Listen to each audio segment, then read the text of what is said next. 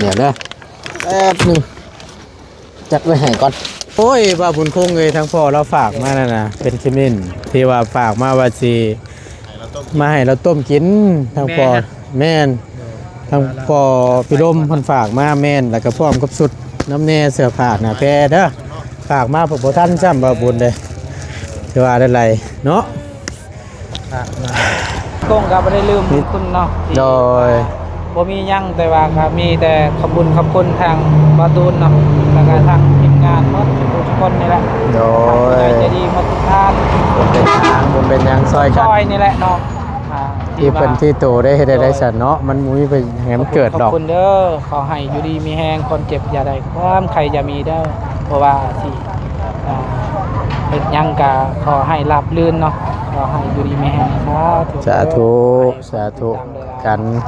เอาถึงได้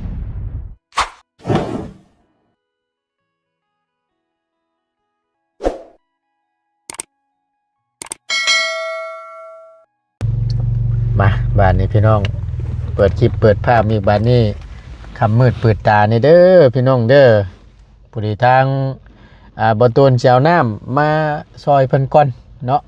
พอดีหาทางบ่บุญแกมให้แต่เช้าพุ่นแหละพี่น้องเอ้ยมืดนี่เด้อพี่น้องเด้อสบายดีบ่บุญฮอดแล้วพี่น้องเอ้ยแขกคนเพิ่นก็มาร่วมงานนำก็หลายเนาะเอ้ยมีของค่าของขายนำมื้อนี้พาตกเปกเนาะแม่นมักกะล็อกบ้านเฮามักกะล็อกตกปุกกุ้งไก่พุ่นแหละโดยเบิ่งอีกครั้งนึงไปเบิ่งก่อนพี่น้องโอ้ยเอาก่อนอื่นพี่น้องเอ้ยกราบทักทายสบายดีและสวัสดีพ่อแม่พี่น้องเบิดสุขสุขคนเด้อพี่น้องเด้อพบเจอกันค่อยคำลงแรงแปลกเนาะลุงเนาะบ้านเพิ่นมีของขายเนาะบ้านเฮาเพิ่นห่วยมีแต่หมักตุกบุกแล้วบ้านเฮาหมักกะล็อกแล้วบ้านเฮาน่ะกะล็อกนะครับไก่กุ้งไก่นู่นนี่นั่นน่ะอยู่พุ่นก็สิมีกันเลยน่ะเห็นอยู่ถ้วยมันน่ะไผเด้มีไดอยู่เทิงน่ะโอ้ยโอ้ยเนาะกักแน่ดินี่จ้ะโอ้เกนตะเว้นว่าซั่นเริ่มมาแล้วพี่น้องเลยก็ได้เห็นไรมองไรบอนว่าซั่นซะเบิ่งพี่น้องเลยจ้ะสิมื้อนี่เด้อพี่น้องเด้อย่างอย่างเด้ขายบาทนี่คอนกรุกกัวอยู่ย่างอย่างนั้นฮะเครื่องในไก่บ่จามเห็นบ่คอนกลุ่มไม่ต้องเผาได้นี่เนาะบ่เผาบ่ได้นี่ทานแห้งช้ำโอ้ทางพ่นก็ได้ป้าหนาวจะได้เฮ้ยเย็นช้ำมื้อนี้เนาะอยู่เต้นพ่นผัดบ่มีอันดดไผ่บ่หรือว่าจังใดผมกำลังเห็ดจูเห็ดกินน้ำเน่กุ๊กกัวอยู่ก็จังว่าเห็นลมงัวบ่พี่น้องเลยยังว่าขางัวอ๋อ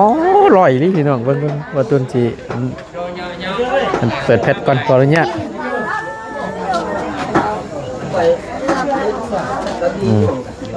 เก่งนี่แหละมานในนี้เจ้านี่เนาะเป็นเจ้ามือเลยพี่น้องสุดยอดหมากน้ำเต้าปูปลาตำสุดเท่าไรนั่งฮะ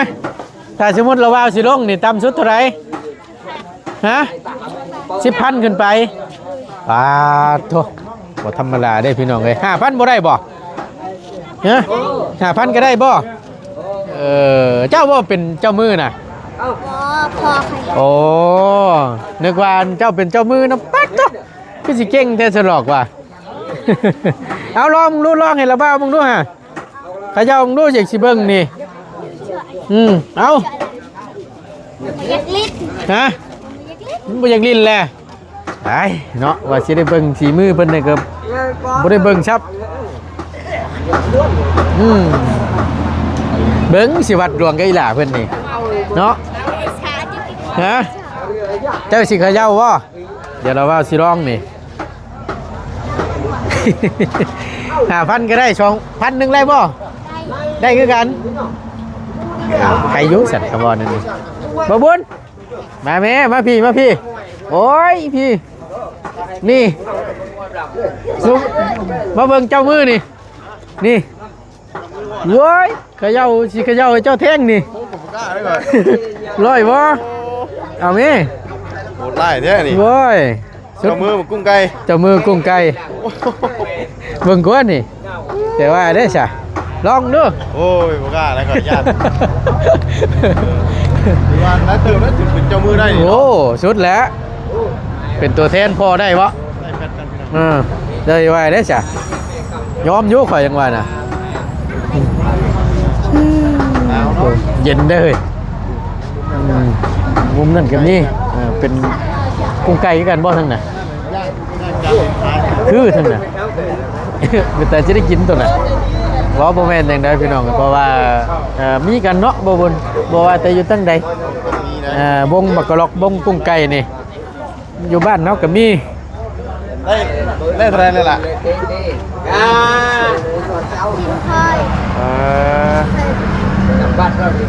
เ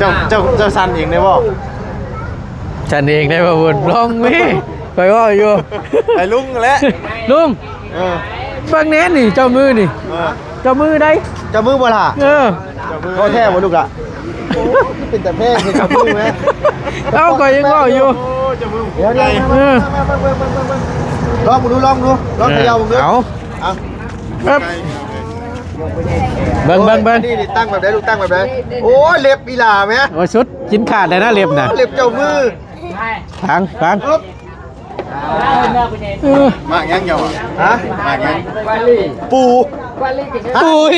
โอ้กุ้งช่องต่อ ปลา เอาป่าบ่ว่าคนนึกว่าหนวดมัน เอาไหม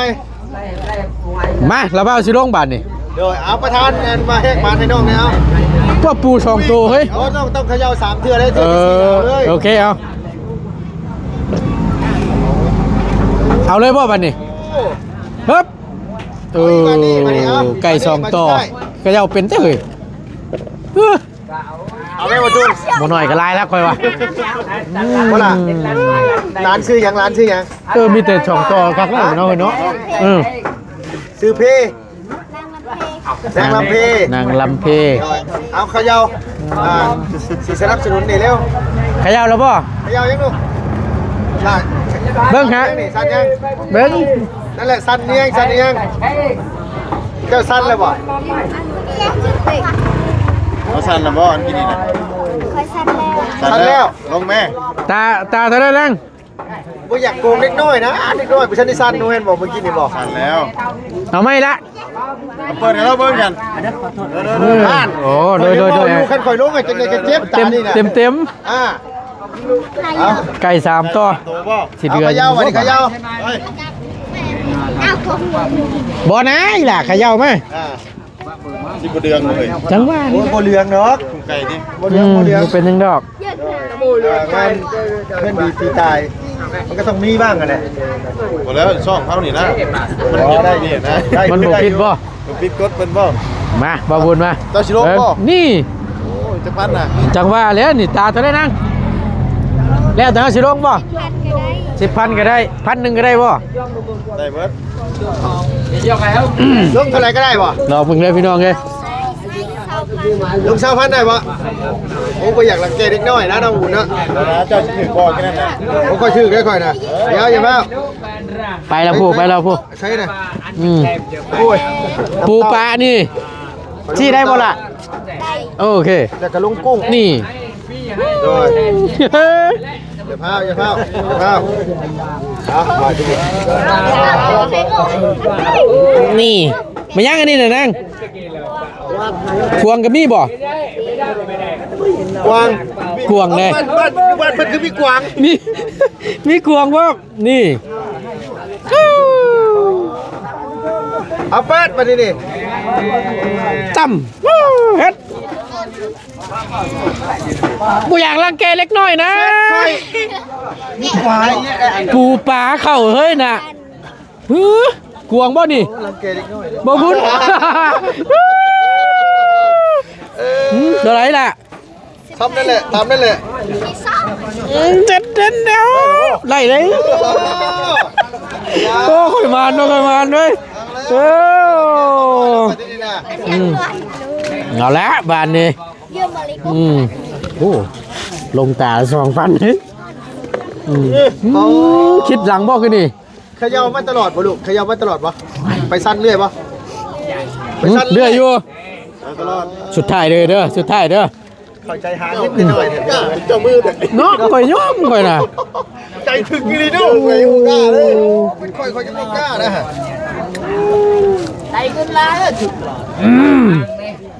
ปั๊บบานนี้สุดท้ายเลยเด้อ เสียไทยมากินกันแล้วล่ะ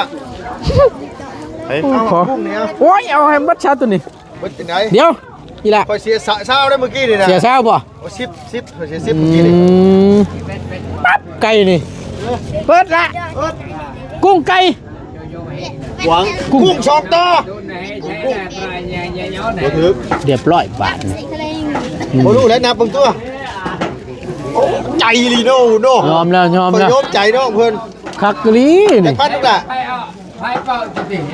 นับเบิ่ง มันเอาไปขึ้นแล้วพอบุญเนี่ยเมื่อกี้นี่ ไหลมากเลยเพิ่นเอาไปขึ้นเลย 14,000 2ตัวได้28 ตายคักบาทนี่เฮ้ย เอาแล้ว ปล่อยนี่นี่ เอาแล้วโอ้ยเนาะ อ๋อยอมหับเลย โดยเอาบ่แม่นสิเบิดซะบ่ล่ะบัดนี้เฮ้ย บ่เบิดได้บ่เบิดได้รุ่นนี้บ่เบิดได้บ่เบิดรุ่น แม่นี่เบิดอย่าให้ได้ลอยเอ้ยรังแกเด็กน้อยมันยังบ่บุญนี่บ่เอาแล้วบ่เบาก็ลงไปซื้อลูกหลานมันถึกอยู่ลูก เออกุ้งช่องต่อติเว้ย โอ้ยกุ้งสองตัว กักแน่เด้อพี่น้องเอ้ยอันนี้นี่มีกันบ่ว่าแต่อยู่ไสแต่ว่ายอมอีหล่าเพิ่นนี่ โอ้เงียง เงียงได้เมื่อกี้นี่ ก็จะเพลงได้บ่บุญเด้คอยเล่นซอยนี่ว่าจังได๋ข่อยบ่อยากได้เงินน้องข่อยอยากเล่นซอยอีหล่าเพิ่นนี่ ข่อยสนับสนุนนี่ล่ะเพิ่นนี่แม่นนี่ข่อยสิลงนี่เอา ยอมรับใจเรื่องใจมาก่อนข่อยว่าอีหลี เฮ็ดลงคาบพุ่นแล้วข่อยน่ะนี่อืม อีหล่าสักปีก็ลูก 10 ปี 10 ปีแล้วโอ้เก่ง ยอมหับเลย เพื่อนหลานอยู่ไส อยู่บ้านอยู่บ้านไหนลูก บ้านนาลาง บ้านอาล่าง บ้านอะไร ใช่บ่ ปั๊บกระปูบ่อะไร เรียนอยู่ม .2 อ่าคำสำไรนี่ให้เพิ่นเลยพี่น้องนี่ กุ้งไก่เรียนอยู่ป .2 แม่ลงได้น่ะอันนี้บ่จะว่าฉันว่าซี่เด้อพี่น้องเด้อ โดย คอยสนับสนุนน้องมาใน สนับสนุนอีหล่าเพิ่นเห็นบ่ถือเพิ่งนึงนี่น้องเพิ่นเอาไปขึ้นแหละเห็นว่าได้ซะการพนันก็คือว่าล่ะเป็นสิ่งที่บ่ดีพี่น้อง แหม อ่า บ่ดอกคันได้ก็สิขึ้นน้องคือเอาโดยแต่แพงแน่ อันนี้ทุนเฮานี่นะปั๊บ เสร็จเรียบร้อยกุ้งสองตัวเก่า หานะ อย่า บัดดุงเลย อย่านอกกินเรียบคันเอียงตัวเก่าเนาะลอยเนาะ เฮ็ดระเบ้าแล้วบานเฮ็ดแล้วเฮ็ดแล้ว เจ้าอย่าหยามนะนาง แต่ว่าบ่อยากเฮ็ดซื่อๆใดแต่ระเบ้าเฮ็ดนี่ห้วยเจ็บคิงก็ได้เจ้าน่ะนี่เด้อนางมานี่5,000เด้อแล้วก็มานี่5,000เด้อให้เด็กน้อยเด้อเจ้าอยากให้เด็กน้อยเด้อเจ้า ปั๊บนี่10,000ตัวนี้เจ้าอย่าลืมเด้อนี่5,000เด้อนางเด้อ5,000เอา มือเอา โมเมนต์ยังให้เพิ่นเบิดซะข่อยก็บ่ได้ดอกคำว่าเข้าตานี่ก็ว่าบ่ช้างนี่ เอาเดี๋ยวต่ออีก เดินต่ออีกนี่ เฮ็ด ปั๊บเต้ากุ้ง เฮ้ยเต่ากุ้งมี เบิดร้อยเรียบร้อยบัดนี้เอานี่คือการสนับสนุนเด้อพี่น้องเด้อพ่อซะข่อยก็ได้มันบ่ได้แหละเฮ้ยบ่ได้แล้วสูเจ้ามือบ่ได้ โอ้ยอม เป็นเจ้ามือแล้วนี่ แม่นนี่คือเซียน อายุ10 ปีเรียนอยู่ป .2 โอ้เก่งคักซอย เอาพ่อให้หอมปากหอมคอเด้อพี่น้องเด้อ เอาข้าวกล้าไปที่ไหนมาปิดจับมือเลย เก่งนี่เนาะ ซื้อเองได้บ่ดิซื้อเองได้บ่ซื้อเอง ไปซื้อเองแม่นี่เบาบุญคงเพิ่นก่อนพี่น้องเอ้ยจักอยู่ทั้งไหนแน่โอ้เพิ่นเฮ็ดอยู่เฮ็ดกินอยู่เนาะเฮ้ย ยอมรับต้องเลย จากนี้ดินี่มีหลายวงหลายเจ้าดิ เราบ่แทงใจเอาใจก่อนโดยเอาให้ซื้อเลยใจแห้งขนาด แม่ เนาะ บ่ได้เบิดแหละให้อีหล่าเบิดแหละ ให้น้องขึ้นไปเงินด้วยป้าพี่จะมาบอกว่าบุญโค้งให้อันมาเอาไปเอาน้ำลงก่อนพี่น้องเอ้ย อยู่ใต้รถบ่บุญพุ่นแหละจักอยู่ไสบ่บุญคง ทางนี้วงผู้ใหญ่มาทางนี้ ผู้ใหญ่เด้ทางนี้น่ะ ของแท้เลยตัวนี้ โอ้บริเวณเด็กน้อยจังนี่เนาะไอ้เนาะโอ้คักอยู่ตั้งไหนเนาะบ้านนี่ตั้งนั่นเพิ่นตั้งบ่าวบุญคงโจมน้ำก่อนพี่น้องเอ้ยอยู่ตั้งไหนล่ะเฮ็ดแนวอยากแนวกินเนาะขางัวบ่นี่น่ะหัวงัวทั้งต้มทั้งแกงทั้งนี้เรียบร้อยได้เฮ้ยโอ้มันเหมาะอยู่กับบรรยากาศเนาะมันหนาวนะลุงเนาะโดยอุ่นแด้คำเผาเนี่ยนี่นะเบิ่งก่อนพี่น้องเลยจักแม่นเพิ่นต้มหรือแกงนี่โอ้ตายอันนี้ อันว่าให้ทั้งไอ้เพิ่นซอยไปเอาน้ำอันในรถมาได้กว่าไปมาบุญโค้งอยู่ใช่ไหม ก้อยโอ้ยเบิ่งพี่น้องเลยอึ๊บคือสิอยู่เทิงพี่แหละเบิ่งนี่เพิ่นนั่นก่อน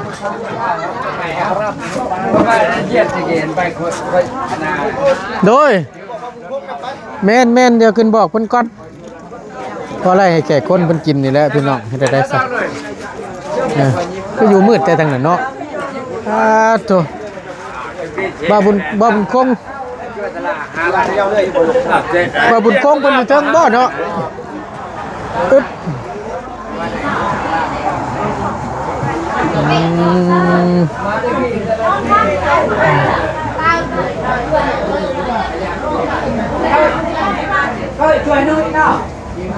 ว่างอยู่บ่เด้พี่น้องเอ้ยเนาะ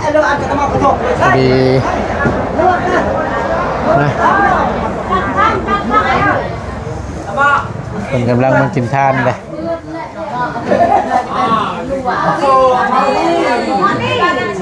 มีแต่หีบบ่มีโรงซัมติงอันนี้ว่าซั่นเนาะทางเพิ่นสะดวกบ่สะดวกอยู่บ่โดยมาออกมาพี่ก่อนบ่บุญคงอันออกมาพี่ก่อนโดย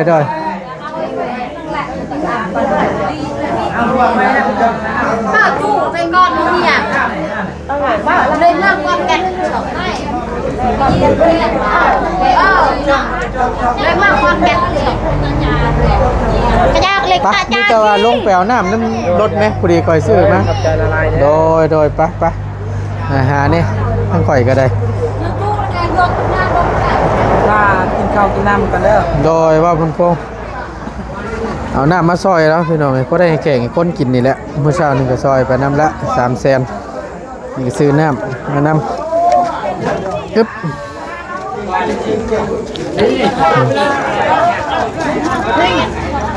มาเลยมันใกล้เนี่ยสบายนี่แหละ สวัสดีครับไปเอาน้ำไปเอาน้ำซอยกันนะหาไปว่างกันหานี่เอาน้ำก่อนช่วงค่อยคำลงแรง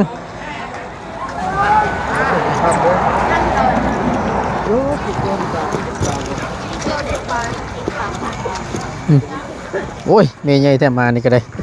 ยันเนี่ย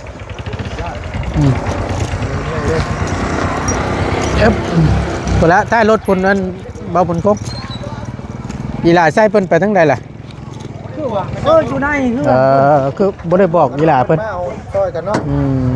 โดยผมสิบอกเพิ่นกันโดยงับสิบอกเพิ่นเด้อโดยเอาอันดุ้งเฮาหาเดี๋ยวเฮาขึ้นไปจัดไว้ให้อึ๊บ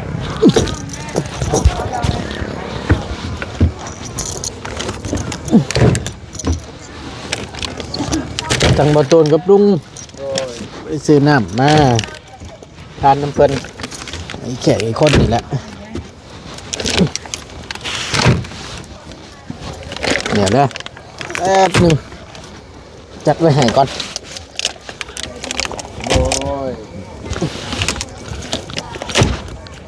จะได้ยกง่าย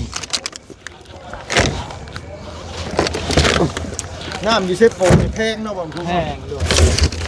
ลุง16มากัน ทางนี้ด้วยเนาะแม่น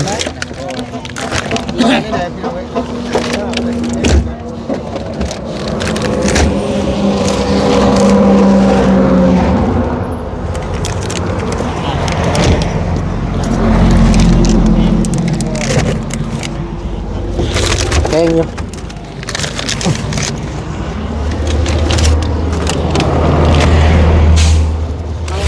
เอาอยู่มื้อเช้านี่เอา5เพชร เนี่ยพอได้แขกคนมันมากิน โดย แล้วก็ตัวนี้โอ้ยว่าบุญคงเลยทั้งพ่อเราฝากมานั่นนะเป็นชิมินที่ว่าฝากมาว่าสิมาให้เราต้มกินทั้งพ่อแม่นทั้งพ่อพี่ลมเพิ่นฝากมาแม่นแล้วก็พร้อมกับสุดน้ำแน่เสื้อผ้าหน้าแพรเด้อฝากมาบ่ทันซ้ำบ่บุญเลยสิว่าได้ไรเนาะมีตัวไว้ปลูกเท่านั้นแหละเป็นเสื้อผ้าหน้าแพรให้ทั้งลูกเจ้าเด้อ น้ำกับน้ำเพิ่น โมเมนต์อันนี้เป็นเงินตะข่อยซอยซื้อน้ำซื้อในนี่แหละ ขอบคุณเด้อทางทีมงานเนาะ โดย คุณลุงเทิมเป็นที่มาบ่ลืมบุญคุณมาบุญคงก็บ่ได้ลืมบุญคุณเนาะที่ โดย บ่มีหยังแต่ว่าก็มีแต่ขอบคุณทางบาตูนเนาะแล้วก็ทางทีมงานหมดทุกคนนี่แหละ โดย ใจดีหมดทุกท่าน ผมเป็นทางผมเป็นหยังซอย ซ กัน อยนี่แหละเนาะที่เป็นที่โตได้เฮ็ดได้สันเนาะมันมุ้ยไปแหมเกิดดอก ขอบคุณเด้อขอให้อยู่ดีมีแฮงคนเจ็บอย่าได้ความใครจะมีเด้อเพราะว่าที่เฮ็ดหยังก็ขอให้ราบรื่นเนาะขอให้อยู่ดีมีแฮงครับ สาธุสาธุกันเอาถึงใดก็ขอแสดงความเสียใจนํอีกครั้งหนึงเด้อว่าคุณพงษ์เด้อเฮ็ดได้สัน เนาะ เนาะ ถ้าบ่มีทีมงานทางนี้ก็คือว่าแหละ อันนี้เป็นขมิ้นเด้น้อง เมน ขมิ้น เมนโตเขาทาชิวทาหยังนี่ แม่นบ่ โอ้เมนกระมินตัวนั้น ขมิ้น มินซันมั้งนี่นะ ว่าดีหยังเราจะทำว่าดีหยังหั่นน่ะกิน อันนี้นะ โดย เอาไว้ต้มใส่กับที่ว่ารักษานิ้วไขหลังนั่นเด้ตอนนั้นแหละ ให้ปลาเลยเนาะให้ปลากิน โดยแม่น เราก็ เป็นคือกันบ่ โดย โอเคนี่แต่ว่าคำโบสั้นแล้วแบ่งปลูกแล้วก็ส่วนที่เหลือก็ต้มเด้อเพราะว่าเฮาบ่อยากให้มันสูญพันธุ์กันมีแต่แบ่งปลูกเอา ปลูกไว้เอาแนว ปลูกไว้เอาแนวไว้นี่แหละผู้เพื่อผู้อื่นเป็นนั่นนะบ่บุญคงเลยเนาะไปฉันมีแต่ว่าพุ่นละเอาขึ้นเทิงผู้ใดเนาะซอยๆกันเนาะขอบใจหลายๆเด้ออืมหมูมีเวลาทั้งพ่อเพิ่นโทรมาก็ได้ ลุงเริ่มอันนี้ อ๋อ เราหาแต่เมื่อแต่พี่บ่น่ะดูนี่ เมื่อแต่ มาน อนให้ มาแต่ มาแต่ให้ เป็นเห็นแบบว่าเขาเอาลง YouTube ยัง โดย เบิ่งติดตามพี่น้อง แต่ว่าบ่มีสัญญาณ มันสัญญาณหมูมี เอาเบาๆมาเอาน้ำซอยเด้ หานี่เด้อ ไอ้ตาเด้อ แมนนี่แหละโอ้โตเย็นเย็น พอได้แขกคนเพิ่นมานี่แหละร่วมงานนำพอได้นำในสู่เพิ่นกิน ไม่ใช่ว่าเข้าที่น้ำก่อนนะกับ คอยเที่ยวมาเอาก็ได้ เอากับ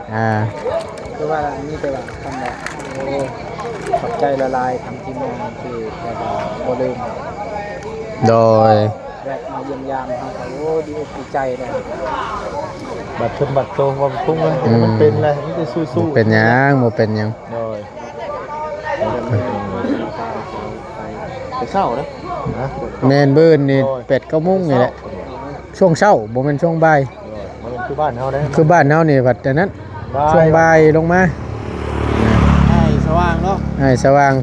ต้องบอกดังหรือบอก บ่ได้ยินได้หน่อยเนาะ แล้วก็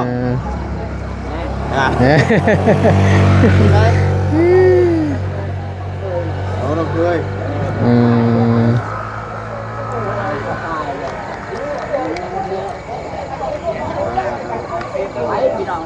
โดยน้องกันเนาะ เนาะให้เพิ่นนั้นมาเอาอีกก่อนพี่น้อง แม่อยู่ไว้กับนี่แหละเนาะ โดย เป็น ไปเลยคอยกันคนละเล็กละน้อยคนละอันนี้จานนี้รู้จักหักช่วยกันเป็นไงมันเป็นไปเลยแต่มาหากำลังในใจกันนี่แหละ